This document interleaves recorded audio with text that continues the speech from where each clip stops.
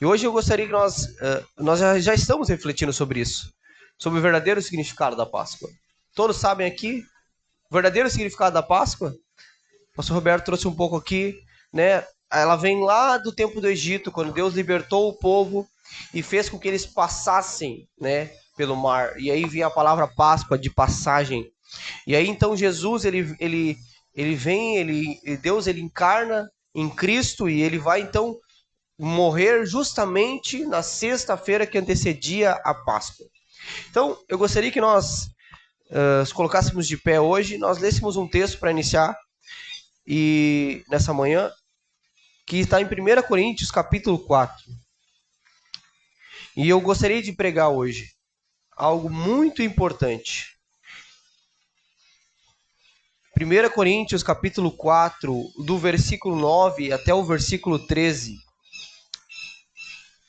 1 Coríntios, capítulo 4, do versículo 9 ao versículo 13. 1 Coríntios.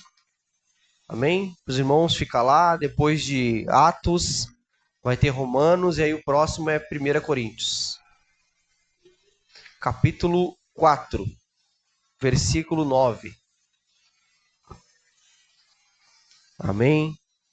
Nós sentimos a falta de alguns irmãos, nós sabemos que pela manhã, como foi falado aqui, não é nossa cultura, e leva um tempo para se estabelecer uma cultura, não é algo fácil, e vamos continuar insistindo, irmão, não vamos desistir de fazer cultos, consagrações pela manhã, porque a seu tempo nós vamos ver a cultura se espalhando pela igreja. Amém? A principal coisa que temos que fazer é dizer, olha, foi uma bênção. Os irmãos que não vierem dizer, olha, você perdeu. E aí eles vão sim, né, ser inspirados a estar nesse lugar nos próximos. Então, 1 Coríntios capítulo 4, o versículo 9, que nos diz o seguinte: me parece que Deus pôs a nós, os apóstolos, em último lugar, como se fôssemos condenados à morte, porque nos tornamos espetáculo para o mundo, tanto para os anjos quanto para os seres humanos. Nós somos loucos por causa de Cristo, e vocês são sábios em Cristo. Nós somos fracos, e vocês são fortes. Vocês são honrados, nós somos desprezados. Até a presente hora sofremos fome, sede e nudez. Somos esbofeteados e não temos morada certa. E nos afadigamos trabalhando com nossas próprias mãos. Quando somos insultados, bendizemos. Quando somos perseguidos, suportamos. Quando somos caluniados, procuramos a conciliação.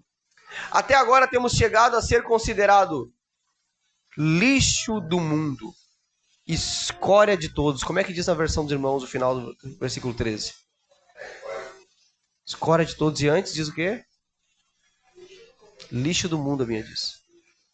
Lixo do mundo, escória de todos. Paulo diz que eles eram considerados. Agora vamos para 2 Coríntios capítulo 4. Vai um pouquinho para frente. E nós vamos a 2 Coríntios capítulo 4. Nós vimos a primeira carta dele aos Coríntios. Agora vamos ler a segunda carta, também o capítulo 4, e agora o versículo 8.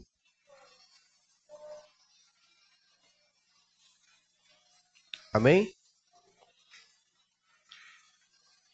A minha versão diz assim: em tudo somos atribulados, porém não angustiados. Ficamos perplexos, porém não desanimados. Somos perseguidos, porém não abandonados. Somos derrubados, porém não destruídos. Levando sempre no corpo o morrer de Jesus, para que também a vida dele se manifeste em nosso corpo. Porque nós que vivemos, somos sempre entregues à morte por causa de Jesus, para que também a vida de Jesus se manifeste na nossa carne mortal. De modo que em nós opera a morte, mas em vocês, ele diz para os coríntios, opera a vida. Amém? Os irmãos podem se sentar. Eu gostaria de pregar nessa manhã, pelos próximos 30 minutos, sobre a prova da ressurreição. Fato é, irmãos, que Jesus é uma figura histórica. Quando eu digo uma figura histórica, significa que Jesus existiu, do ponto de vista histórico. Não há dúvida de que Jesus tenha existido. Ninguém hoje no mundo, em sã consciência, que tem acesso ao mínimo de conhecimento, pode dizer Jesus não existiu. Qualquer pessoa que tem acesso ao Google consegue encontrar provas que Jesus existiu. É de conhecimento geral. Jesus existiu. A mídia não tenta mais esconder isso. O noticiário não tenta mais esconder isso. Hollywood, com seus filmes, não tenta mais esconder isso. É de conhecimento geral. Jesus existiu. É fato que Jesus existiu porque os judeus, eles reconhecem que Jesus existiu. Se você conversar com um judeu e perguntar, Jesus existiu? Ele vai dizer, sim, existiu. Jesus existiu.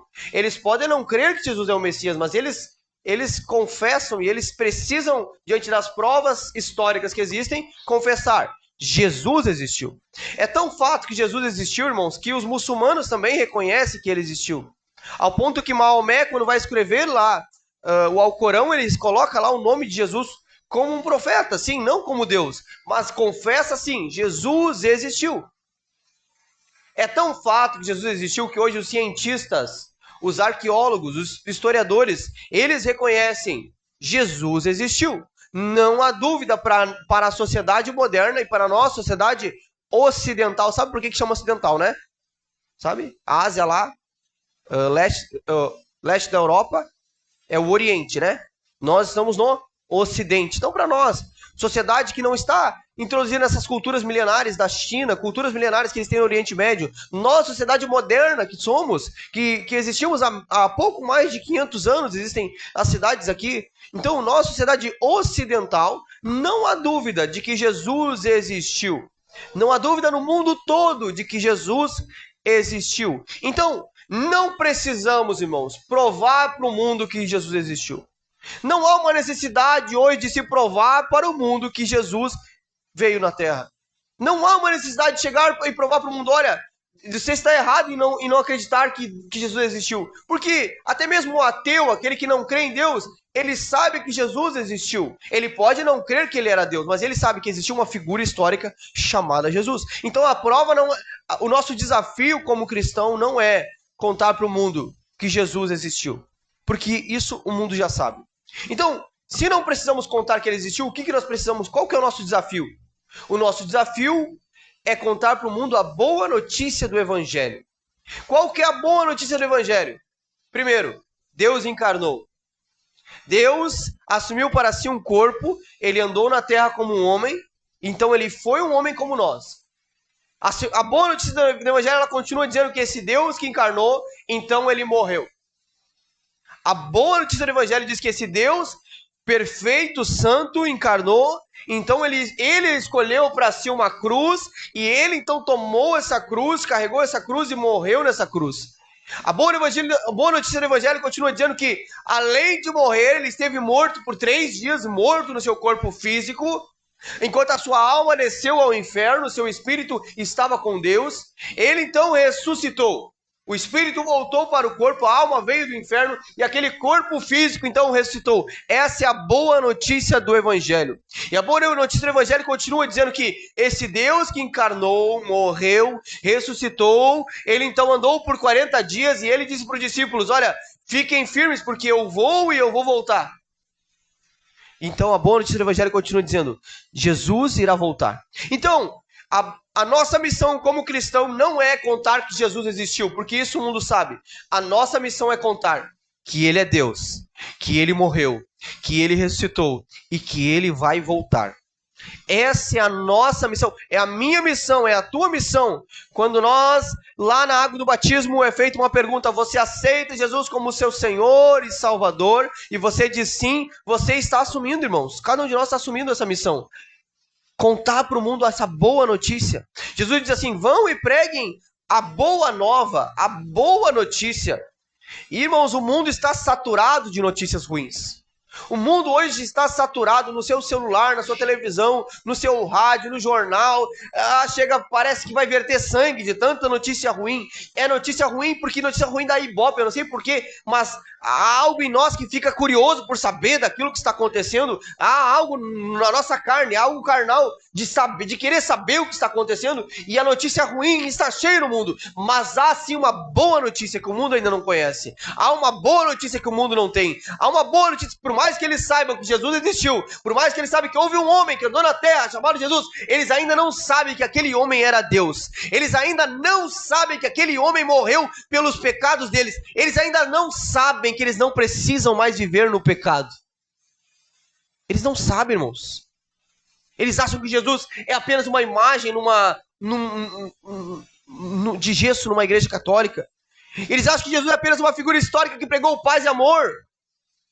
Eles acham que Jesus era um hippie. Não é assim a visão que o mundano tem de Jesus?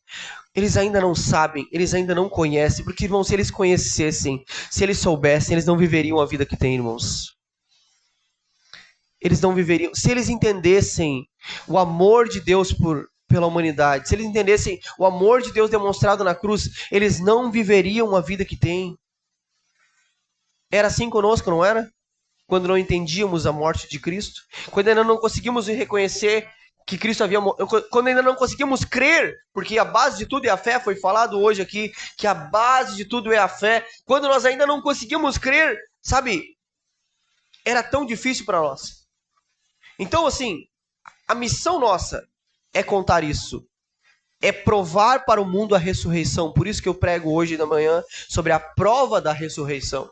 Qual que é a prova que nós daremos ao mundo que Jesus ressuscitou?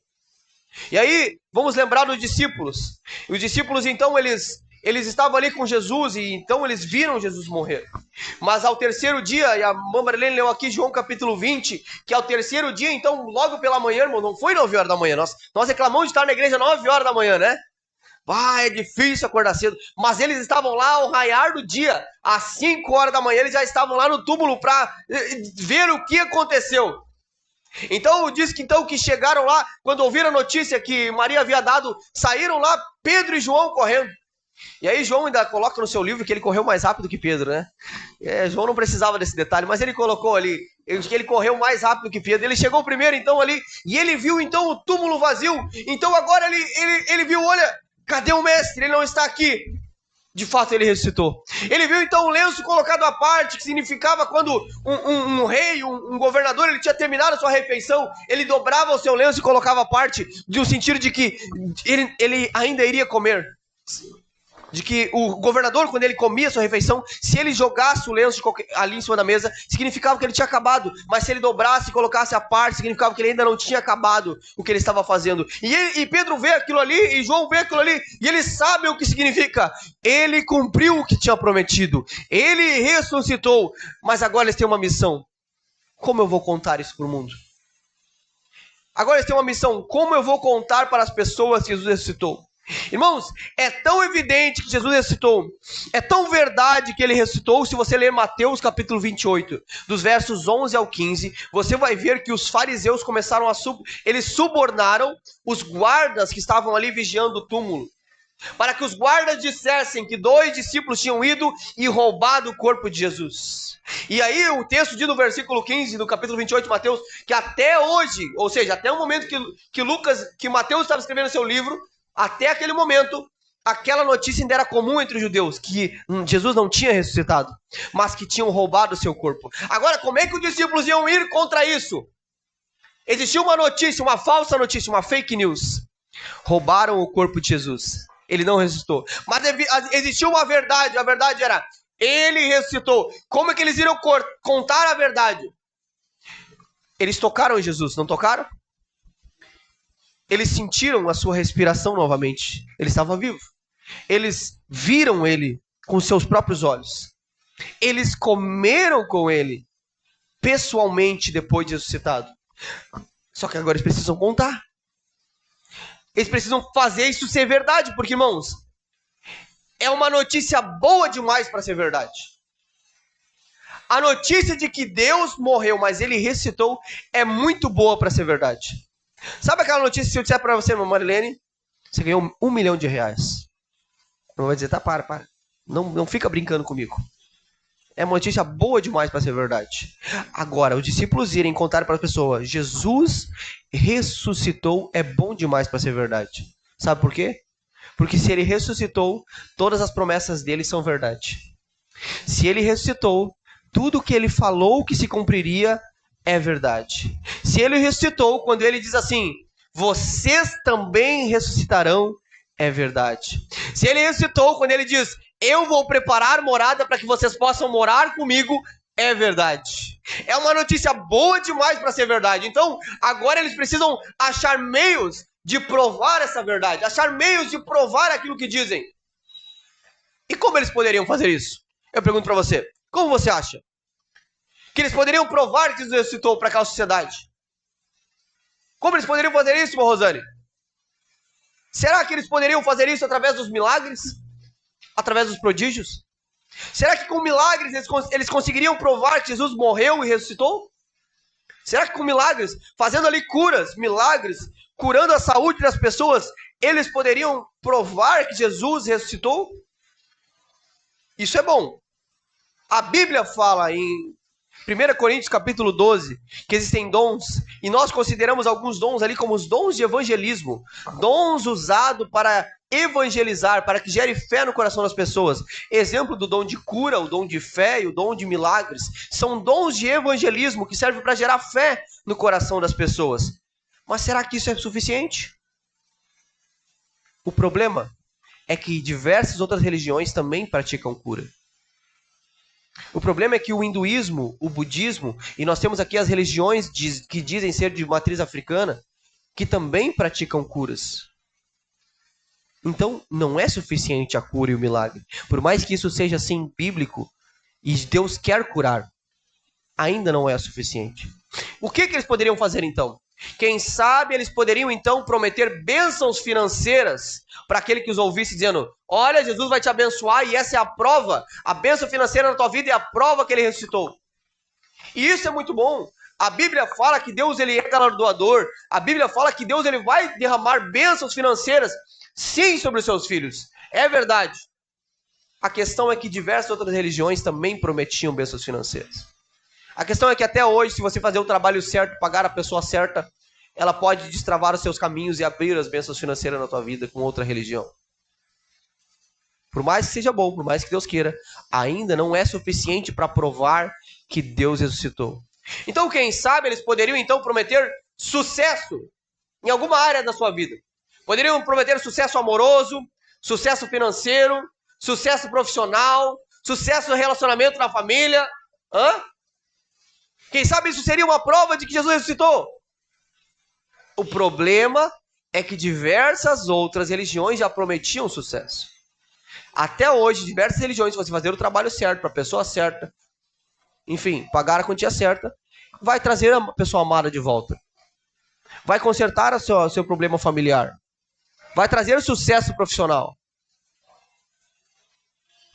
Então, a prova daquilo que eles eram testemunhas oculares, daquilo que eles estavam falando, não podia ser apenas essas coisas. Não podia ser apenas a cura, apenas a bênção, apenas o sucesso, apenas que Deus desse, que Deus fizesse, apenas que Deus fizesse algo físico, no mundo físico, apenas que Deus mostrasse seu poder. O poder de Deus era importante sim para convencer o coração daqueles judeus, para converter o coração de alguns, para gerar fé, mas ainda não era suficiente para provar que Jesus ressuscitou. Qual que é a prova que eles podiam fazer para provar que Jesus ressuscitou, irmãos? De que maneira eles poderiam provar que aquilo que eles falavam é verdade? E eu fico pensando nisso, e a única forma possível que eu encontro de que eles poderiam provar aquilo que eles haviam visto, tocado, comido com Jesus, participado, a única maneira que eles poderiam provar era entregando as suas vidas, era morrendo, era entregando tudo de si até a morte, era ficando firme.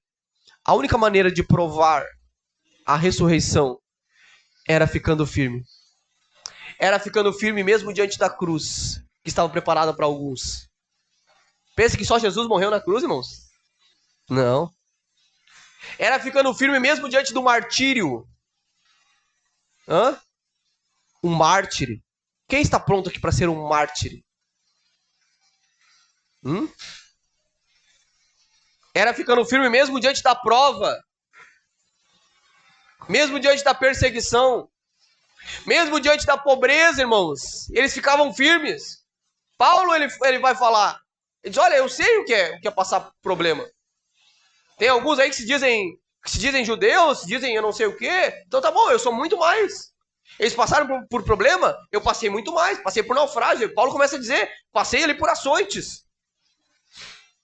Ele não falava isso para se agradecer, mas ele falava para mostrar o que ele estava fazendo, a maneira que ele estava se dedicando à obra de Deus. A única maneira de provar a ressurreição era estar firme diante da morte, diante do abandono, diante da solidão. Era a única maneira de provar que aquilo que eles falavam é verdade. Como alguém que é torturado e não abre a boca. Como alguém que é torturado e do início ao fim ele continua contando a mesma história. Sabe, eu servi no exército e uma das coisas que não pode desde a Convenção de Genebra é torturar alguém. Quando você captura um prisioneiro de guerra, você não pode torturá-lo para obter respostas. Porque normalmente o prisioneiro de guerra, ao torturado, ele acaba respondendo aquilo que você quer. Ele acaba respondendo de acordo com aquilo que você quer para que aquela tortura cesse. Ele acaba dando respostas muitas vezes apenas para cessar a dor.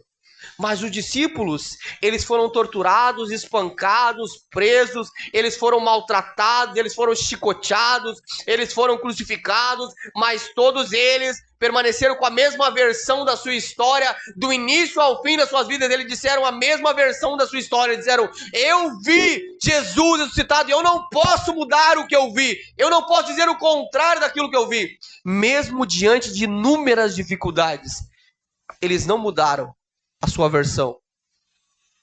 Era a única maneira deles provar. Amém, irmãos? A prova que eles tinham era que nada que é externo poderia mudar aquilo que eles viram com os seus próprios olhos. Nada que acontecesse ao redor poderia mudar a experiência que eles tiveram, aqueles 40 dias com Cristo. Nada que eles pudessem sentir, nada que o mundo pudesse fazer, poderia ser suficiente para mudar aquilo que eles viram. E essa é a prova da ressurreição. Quando analisamos cada um dos discípulos, deparamos com uma verdade, irmãos. Eles provaram e pregaram, não apenas com palavras, não apenas com uma boa oratória. Irmãos, Paulo diz isso em 1 Coríntios, ele diz, olha, nós não estamos pregando com palavras bonitas, sofisticadas. Não, a nossa pregação ela não provém disso, ela provém do poder de Deus. Não é uma boa oratória, não é um bom convencimento. Irmão, nós não vamos convencer o mundo com palavras sofisticadas, irmãos. Nós não vamos convencer o mundo, nós só iremos convencer o mundo com o poder de Deus. Amém? Então, ao analisarmos os discípulos, você já parou para pensar nisso? Será que os discípulos tinham um sonho, irmão Rosane? Pedro era casado. O que será que a mulher de Pedro pensava do ministério de Pedro? O que será que a família de Pedro falava dele? Será que o que a sogra dele falava dele? Tiago e João, o que será que Zebedeu, o pai deles, falava deles? O que será que a sua mãe sentia ao saber o destino que seus filhos estavam tomando? O que será que os irmãos de Jesus sentiram? Sabe, nós conseguimos olhar eles como discípulos, mártires, e que maravilha que eles fizeram isso, mas começamos a olhar também para a família deles, para os sonhos deles. Será que quando criança eles não tinham um sonho de serem bem-sucedidos no seu trabalho? De ter um bom emprego, uma boa casa, uma boa estado? Dos tempos para cá tem surgido uma conversa que é família em primeiro lugar. Ok, família em primeiro lugar. Mas quando eu começo a olhar para os discípulos, eu começo a ver, eles não tinham essa conversa. Eles viviam tudo que eles tinham para Deus. Eu não acredito que Pedro tirava um dia da semana para, esse é o dia da minha família. Tudo bem, irmão, faça isso. Muito bom se você pode. Mas quando eu olho para Pedro, eu não consigo pensar que Pedro fazia isso. Eu preciso pensar que Paulo, irmão, lá em Filipos, lá, aí Paulo diz, não, hoje nós não vamos pregar, porque hoje irmãos, eles tinham o sábado, que eles usavam para o Senhor. Mas eu vejo homens que doaram, que entregaram todo o seu plano de vida, irmãos. Não só eles, mas todos aqueles que estavam com eles, entregaram o seu plano de vida, entregaram o teu plano de sucesso, o seu plano ideal de vida, entregaram nas mãos do Senhor. E era isso que provava que o que eles falavam era verdade. Porque você tem que ser muito louco, muito maluco, para pegar uma mentira e morrer por uma mentira. Ninguém morre por algo que é mentira. Ninguém entrega a sua vida, ninguém desiste de sonhos, ninguém abandona a sua família por algo que é mentira. E Jesus disse, olha, aquele que não abandonar o seu pai e a sua mãe, ele não é digno de mim. Aquele que amar mais o seu pai e a sua mãe do que eu, aquele que amar mais o seu conforto do que eu. Jesus ainda disse, olha, se você quer vir depois de mim, tudo bem, venha todos vocês, me sigam, mas saibam, você quer vir depois de mim, quer me seguir? Negue-se a si mesmo, negue as suas vontades, tome a sua cruz, carregue essa cruz. Às vezes nós pensamos que cruz é um casamento. Eu tenho que carregar essa cruz, esse casamento. Não. Às vezes nós pensamos que cruz é vir para a igreja no domingo de manhã. Eu vou carregar essa cruz. Não, irmãos. Não, carregar a cruz é um estilo de vida, irmãos. É ser um cadáver andando. É ser um morto. Porque eu morri para esse mundo. As minhas vontades estão ali mortas, encravadas da cruz. Paulo diz, eu já estou crucificado com Cristo. E agora eu não vivo mais a minha vida. Mas a vida que vivo é a vida de Cristo. É isso que é carregar a cruz. E olha só o que eles fizeram, irmãos. Quando olhamos para os discípulos, cara, como é que cada um deles terminou os seus dias? Será que eles terminaram os seus dias numa cadeira de balanço? Será que numa cadeira de praia, tomando chimarrão na frente das suas casas? Comendo rapadura e comentando, como eram poderosos os dias que vivemos na presença de Deus. Será que foram assim que terminaram os dias deles? E eu vou trazer para vocês como cada um deles terminou os seus dias. E começando por Pedro, que segundo a tradição foi crucificado em Roma. Mas não de qualquer jeito. A tradição diz que ele olhou para seus crucificadores e disse, ei, eu não sou digno de morrer igual o meu Senhor. Eu não sou digno de ser crucificado igual ele. Me crucifiquem, mas de cabeça para baixo. E a tradição que ele diz que ele foi crucificado de cabeça para baixo. Ou talvez vamos falar de Tiago, o irmão de João, que segundo Atos capítulo 12, versículo 2, foi morto ao fio da espada. Ou André, o irmão de Pedro, que viu talvez o seu irmão ser crucificado e foi crucificado em cruz em forma de X. Ou esse, então, Tomé. Mas Tomé, ele era incrédulo. Era incrédulo, será? Não, ele teve que ver para crer. É isso que nós conhecemos de Tomé? Estude a história de Tomé e veja Tomé indo para a Índia, pregando para os hindus. Existe uma história que Tomé teria jogado a água para cima, a água do Ganges para cima e a água teria parado no ar, como prova do poder de Deus. E o que recebeu Tomé pela sua missão? Ele foi empalado por lanças na Índia. Encravaram lanças de baixo a cima no seu corpo. Ou quem sabe falamos de Filipe, o evangelista, que foi crucificado também, assim como Jesus. Bartolomeu, que foi esfolado vivo. Esfolado vivo. E depois foi morto. Mateus, o grande escritor do evangelho de Mateus, foi morto à espada. Tiago, menor, foi apedrejado. Judas Tadeu foi morto por um machado. Simão Zelote foi morto violentamente. Matias, que não tinha nada a ver com a história, entrou ali como o 13º discípulo, no lugar de Judas. Foi apedrejado e depois decapitado. Lucas, o escritor do Evangelho, escritor de Atos, irmãos, foi enforcado. Marcos, escritor do primeiro evangelho, sabia que Marcos foi o primeiro evangelho a ser escrito? Ele, como um discípulo de Pedro, escreveu o evangelho chamado Marcos. Foi arrastado por cavalos até a sua morte. Foi amarrado e arrastado. Timóteo, então, o discípulo de Paulo, filho amado, que foi apedrejado ou espancado por se opor à idolatria de alguns. Barnabé, então, o companheiro de Paulo nas viagens, que foi apedrejado em Chipre. Ou o próprio Paulo, que terminou seus dias numa prisão e foi decapitado. E eu fico pensando, Será que valeu a pena eles passar por isso tudo, irmãos? Eu olho para as cadeiras vazias e fico pensando, será que valeu a pena? Valeu. Com certeza valeu. Valeu porque se eu e você estamos aqui hoje, se você está sentado a ver essa mensagem, se eu estou aqui hoje, é porque valeu, irmãos. E eu tenho certeza que um dia eles vão chegar lá na glória. E eles vão olhar e vão ver a multidão dos salvos. Eles vão olhar e vão ver o coral celestial.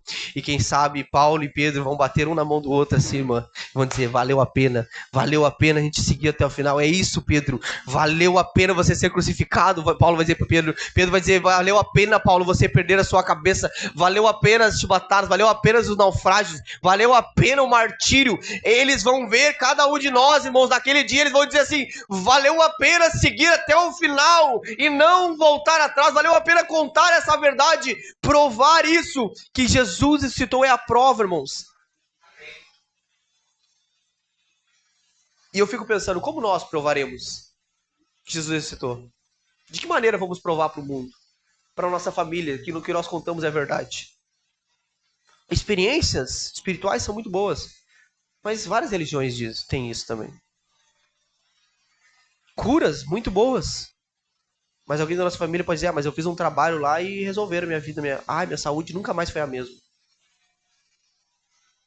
Hã? Porque depois que eu comecei nessa religião, eles vão dizer para nós, a minha vida só melhorou. A entidade me ajudou tanto. Então como é que nós vamos dizer? Usar apenas o nosso testemunho pessoal de que Jesus transformou minha vida é muito bom. Olha, Jesus transformou minha vida, ele pode transformar tudo. Mas isso aí tem outras religiões que fazem também.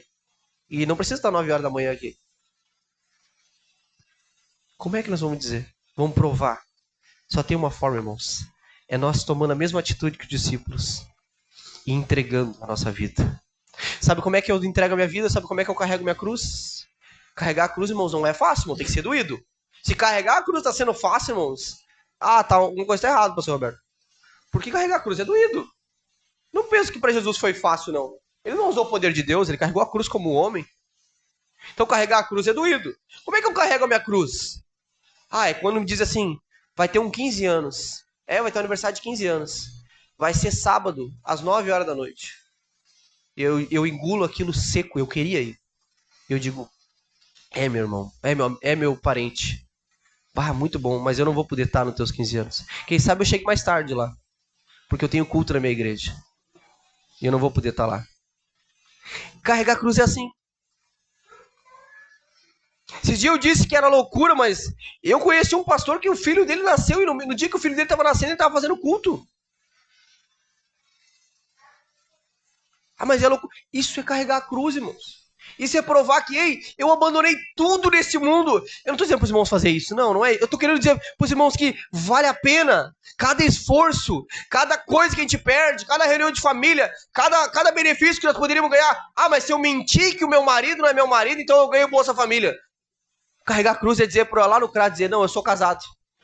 Pode colocar aí que eu sou casado. E se você me der a Bolsa Família, tudo bem. Se não me der, eu estou carregando minha cruz. Isso é carregar a cruz, irmãos. É abrir mão de qualquer vantagem, qualquer benefício que eu poderia ter para ser correto a verdade que eu recebi. Amém? Mas avó, nós vamos fazer uma reunião, vai estar toda a família. Mas tem um congresso aí, tá carregando a cruz. Não vou poder estar, vou estar no congresso.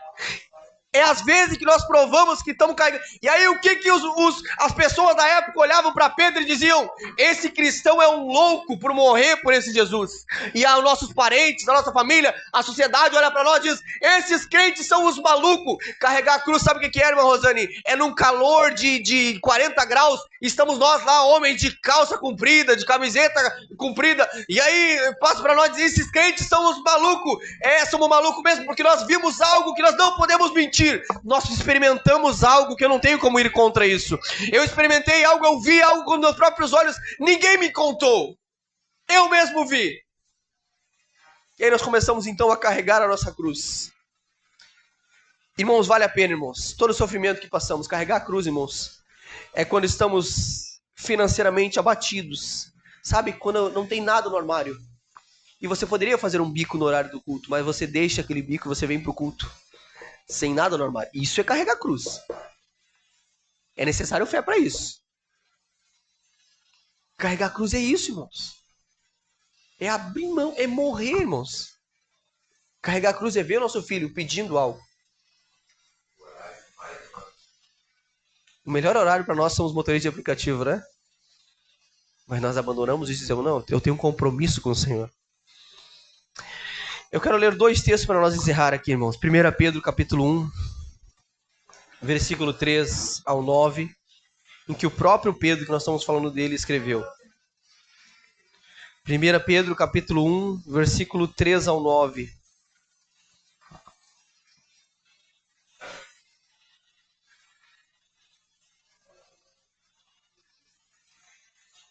Pode ser o versículo 6, então, para nós encurtar o nosso tempo. 1 Pedro, capítulo 1, do versículo 6 ao 9. Nisso vocês exultam, embora no presente, por breve tempo, se necessário, sejam contristados por várias provas, por várias provações. Nisso vocês exultam, embora no presente agora, por breve tempo, se necessário, ou seja, Deus não vai fazer por maltratar por maltratado, gente.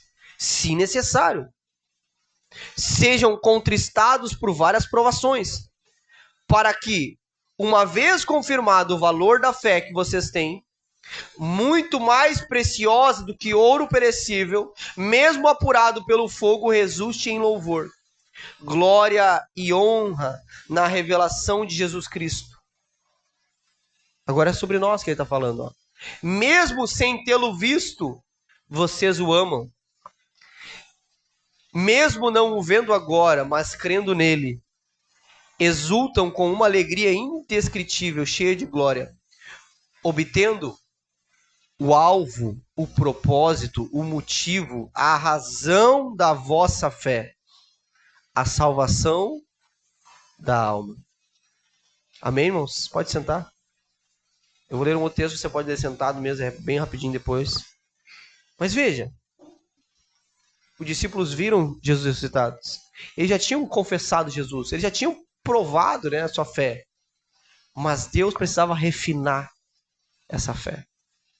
Deus precisava refinar o que eles acreditavam. Quem sabe o que é refinar aqui?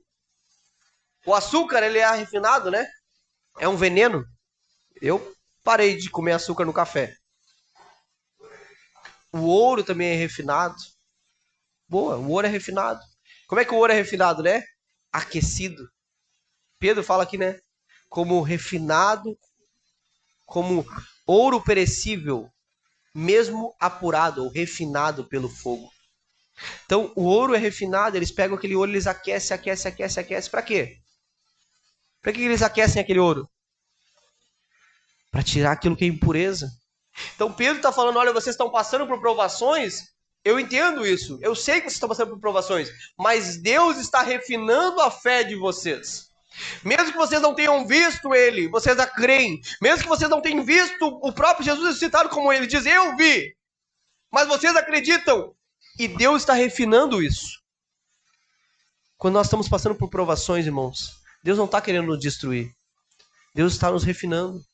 Ele fez isso com os discípulos. Deus não permitiu que Pedro, Paulo, Tiago, João passassem pelo que passasse porque ele é um Deus mau. Não, mas ele permitiu porque ele queria refinar a fé deles. Eles tiveram a fé refinada. A fé deles foi provada e foi aprovada. E eles obteram, então, o alvo dessa fé. Qual que é o alvo da nossa fé, irmãos? O alvo da minha fé é viver o melhor. Vai na igreja, outra igreja vai ter essa pregação hoje de noite lá. O melhor que você tem para viver nesse mundo. O melhor de Deus está por vir. A glória da segunda casa é melhor que a primeira.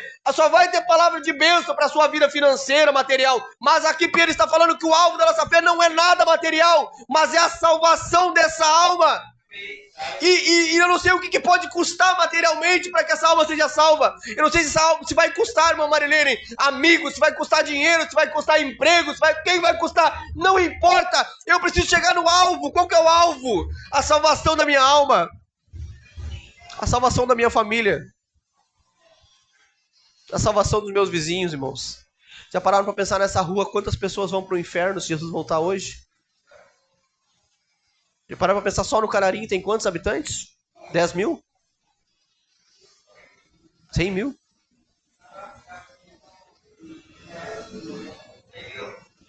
Já pararam para pensar quantos vão para o inferno? Cachoeirinha? Porto Alegre? Vocês sabiam que nem 1%, eu estou falando de Porto Alegre, região metropolitana, nós não temos nem 1% de pessoas batizadas em nome de Jesus? Jesus voltasse hoje, milhões de pessoas iriam para o inferno só na nossa região. O alvo da nossa fé é a salvação dessas almas. É o alvo, irmãos. Não é um departamento da igreja, é o departamento de missões, Não, é o alvo da nossa fé. Eu quero ler um outro texto que diz em 1 Coríntios capítulo 3, você não precisa levantar, vai ser rápido. 1 Coríntios capítulo 3, versículos 10 ao 14, se você quiser só me acompanhar, você pode só ouvir. Eu não quero te cansar. Diz assim: segundo a graça que me foi dada, lancei o fundamento como sábio construtor, Paulo está falando, e como sábio construtor, e outro edifica sobre ele. Porém, cada um veja como edifica. Porque ninguém pode lançar outro fundamento além do que foi posto, qual é Cristo. E se alguém edifica sobre o fundamento que é ouro, sobre o fundamento é ouro, prata, pedras preciosas, madeira, feno ou palha. A obra de cada um se tornará manifesta, pois o dia a mostrará. Porque será revelada pelo fogo. O fogo provará qual é a obra de cada um. Se aquilo que alguém edificou sobre o fundamento permanecer, esse receberá a recompensa. Se a obra se queimar, esse sofrerá o dano. Porém, ele mesmo será salvo, mas como que através do fogo. Paulo está falando, já foi posto um fundamento. Agora nós estamos construindo, mas o que estamos construindo? Será que o que estamos construindo é de ouro? Ou seja, algo resistente? Será que o que estamos construindo é prata? Bronze? Será que é madeira? Será que é palha? Existem muitos que acreditam ter uma fé como de ouro. Mas na primeira provação, na primeira vez que o fogo vem, a prova é que a fé deles era como palha, como madeira. Nós mesmos. Eu digo ter uma fé de ouro. Eu prego aqui como uma fé de ouro, irmãos. Coloco a roupa aí e todos me olham, a casca por fora é uma fé de ouro. Mas na primeira fechada que o motoqueiro me dá no trânsito, talvez, o fogo vem e consome esse ouro. Só o que resta é palha. Na primeiro sofrimento, na primeira latinha que começa a bater em casa, na primeira fome que eu começo a sentir, eu começo a perguntar, e aí Deus, por que o Senhor permitiu isso? A minha fé começa a se esvair. E eu começo a ver que o fundamento aqui ainda não é ouro. Mas ele está sendo refinado, irmãos. Ele está sendo refinado. É por isso que Deus está permitindo tanta dificuldade. É por isso que Deus permite tanta luta, irmãos. Porque Deus quer refinar a nossa fé para que ela seja como ouro. Amém? Deus não quer que nós nos perdemos no meio do caminho. Ele quer que nós alcançamos o objetivo da nossa alma. O objetivo da nossa fé, que é a salvação da alma. Amém, irmãos? Então, Deus não está tentando destruir. Ele vai nos salvar, sim, vai nos salvar. Mas primeiro ele vai permitir a prova. Para nos refinar. E para que isso seja a prova para o mundo. De que Jesus ressuscitou. Nós estamos provando para o mundo que Jesus ressuscitou. Lembre do profeta do Antigo Testamento. Que pregava com a sua própria vida. Que quando Deus queria falar para Isaías, mostrar para o povo que o povo estava nu, Deus mandou o próprio Isaías mandar nu. E quando Deus queria falar através de Jeremias, que o povo estava como um animal no cabresto, ele mandou o próprio Jeremias colocar no cabresto. E quando Deus queria mostrar para o povo que ele era como uma prostituta, ele mandou o próprio profeta então se casar com uma prostituta. O profeta, não lembro o nome dele. Oséias. O profeta do Antigo Testamento pregava com a sua própria vida. Da mesma forma, os apóstolos pregaram com a sua própria vida. Quando Jesus disse assim, quando eles pregavam, diziam, olha, Jesus mandou a gente tomar a nossa cruz. Não era apenas conversa, não era apenas pregação. Eles estavam diariamente tomando a sua cruz. Quando Paulo dizia, vocês precisam aprender a viver contentes com o que Deus está entregando para vocês, não era conversa. O próprio Paulo vivia contente com o que Deus dava para ele, seja pouco, seja muito. Não é conversa. Era verdade. Irmãos, alguns podem chegar à presidência com conversa. Pode chegar à prefeitura da cidade com conversa. Mas para chegar no céu, salvar sua alma, se não tiver convicção, irmãos, não vai chegar, irmão Marta. Na primeira prova, vai embora. Quantos nós vimos que batizamos aqui nos últimos tempos? E as lutas e as provas tiraram eles daqui. Então, irmãos, nessa Páscoa, que é hoje, lembramos disso. Nós estamos provando para o mundo que Cristo ressuscitou. Lembramos de tudo que Deus fez. E vamos confiar nessa esperança, irmãos. Confiar que se Ele ressuscitou, nós também vamos ressuscitar. E que nada... Paulo fala assim, não olhemos para o que se vê. Aí Paulo fala assim, o que se vê, ou seja, o que é visível, as coisas desse mundo, seja comida, seja bens materiais, seja trabalho, seja família, seja relacionamentos, isso tudo é passageiro, é transitório. Não vamos olhar para isso, vamos olhar para o que é eterno, para o que não se vê, porque o que não se vê, isso é eterno. Amém? Eu não vejo a sua alma, Rosane, mas ela é eterna. E um dia a minha alma e a sua alma estarão no céu.